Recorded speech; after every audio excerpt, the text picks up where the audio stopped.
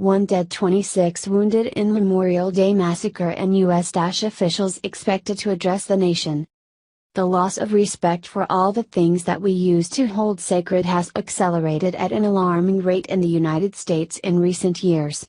Our national sovereignty, our freedoms, and our very lives are all under fire by those with a short-sighted selfish view of the world. It may have started with politicians whose idea of winning votes was to give away the rights of the hardworking in favor of those who screamed the loudest that they were being mistreated, but that sense of entitlement has now filtered down to those who think they can get away with anything. On a weekend when anyone who has a heart is thinking of those who give their lives for our freedoms, apparently the violent are still thinking of how to get what they want, and that includes shooting up their fellow Americans. Chicago is most notably hit by the violent spree as thugs try to ruin more lives and add to the lawlessness that has taken over Chicago's inner city.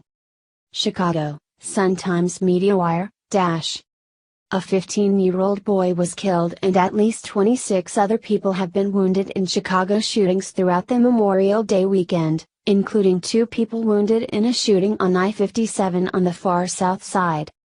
The 15-year-old boy was killed about 6:30 p.m. Sunday in a Lawndale neighborhood drive-by shooting that also left a 16-year-old girl wounded on the southwest side.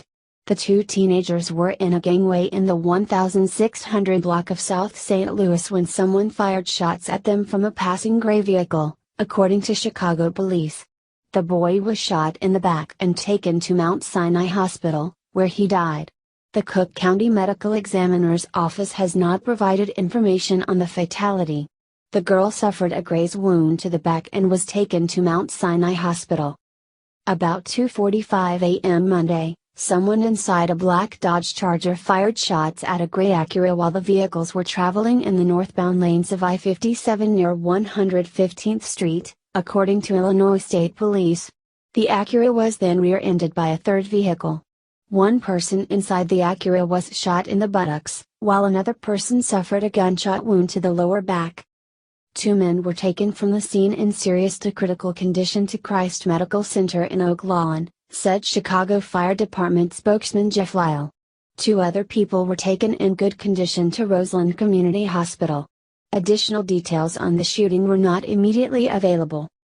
Earlier Monday, 2 men were wounded in a drive-by shooting outside a BP gas station in the Archer Heights neighborhood on the southwest side.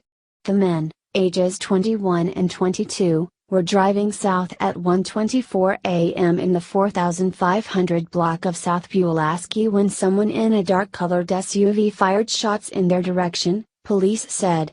The younger man was shot in the right knee, while the older man suffered a gunshot wound to the right leg. They were both taken to Christ Medical Center in Oak Lawn, where their conditions were stabilized. At least 21 other people have been shot in Chicago since 7 p.m. Friday.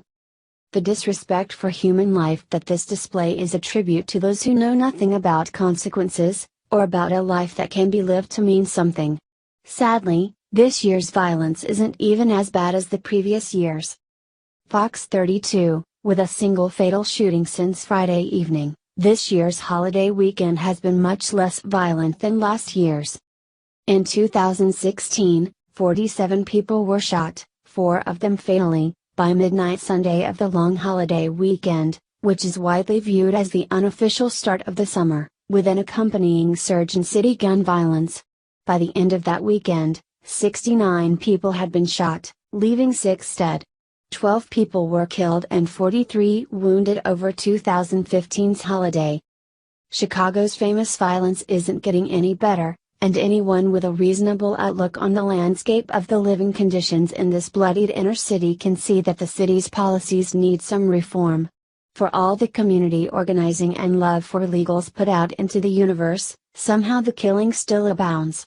It's almost like Rahm Emanuel's flagrantly liberal policies only work in a theoretical world where you get to live in an ivory tower, but if you stand on a street corner you're just out of luck. The United States can mourn its problem with violence all at once, but until we're ready to anger those who are committing the crimes by either deporting them or giving them harsher punishments, the problem won't go away.